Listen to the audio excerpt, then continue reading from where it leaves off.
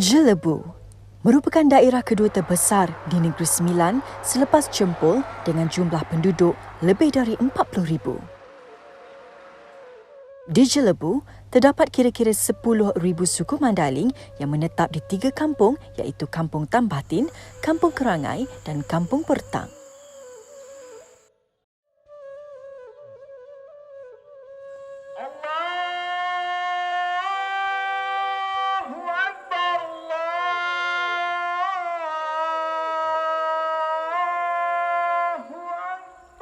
Suku Mandaling adalah salah satu etnik di Asia Tenggara yang penyebaran penduduknya berada di Perak, Selangor dan Negeri Sembilan, Malaysia. Mereka berasal dari Sumatera Utara, Indonesia. Walaupun mereka berbeza bangsa, orang Mandaling Malaysia dan orang Mandaling Indonesia tetap menjalinkan hubungan silaturahim dengan baik.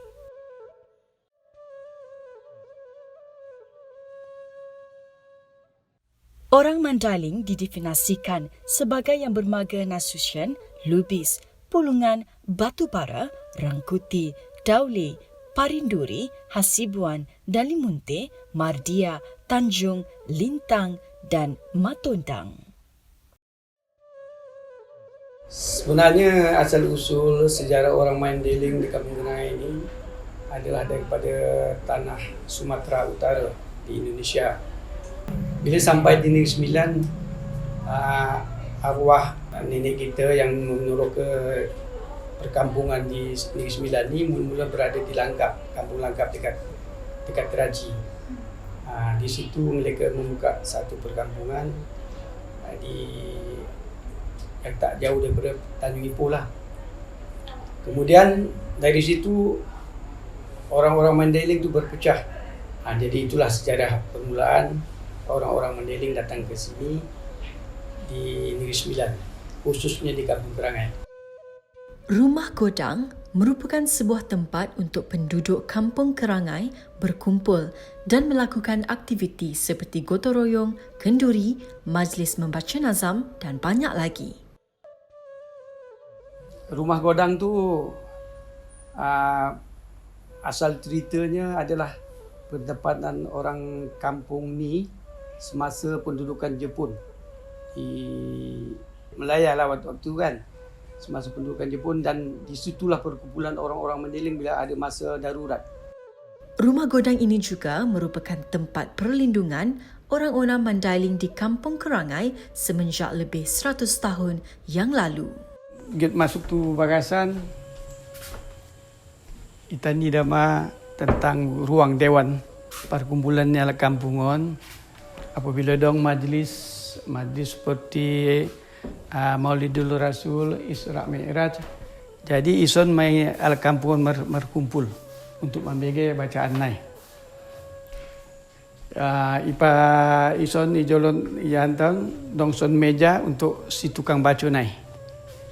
Jadi keadaan nape rumah Godangan pe mang bahat iu basuai ngason napron asal nabe. Jadi seterusnya pada sekolahi ima solat persembahyangan.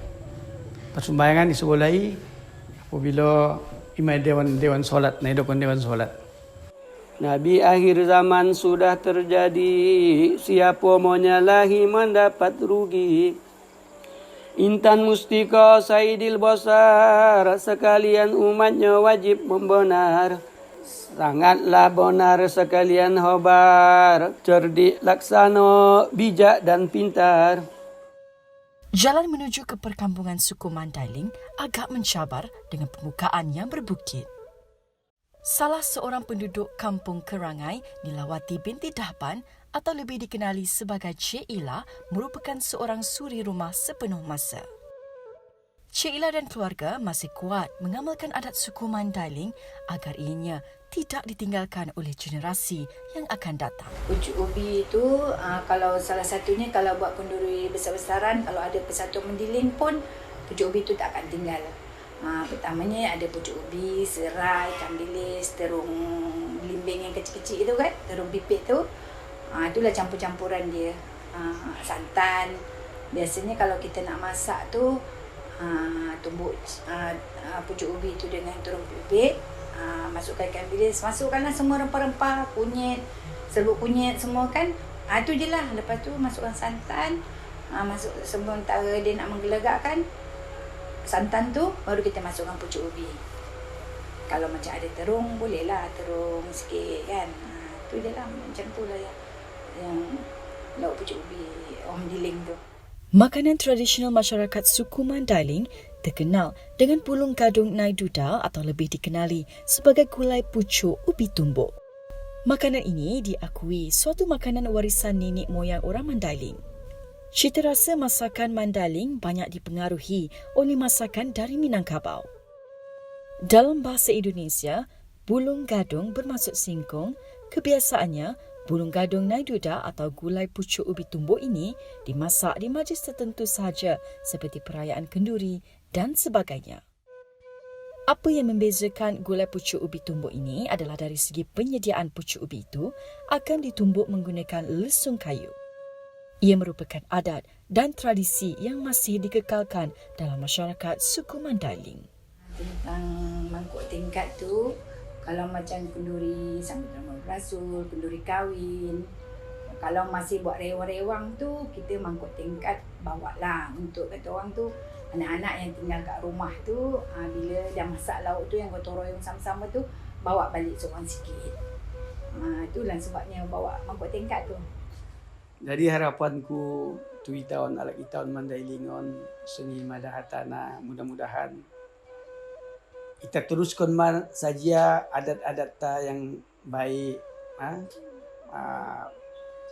perbuatan tanah denggan tu nadenggan nak kita tadingkon saja na sudenggani sasudia mana hajat ni ompung tanah jolok.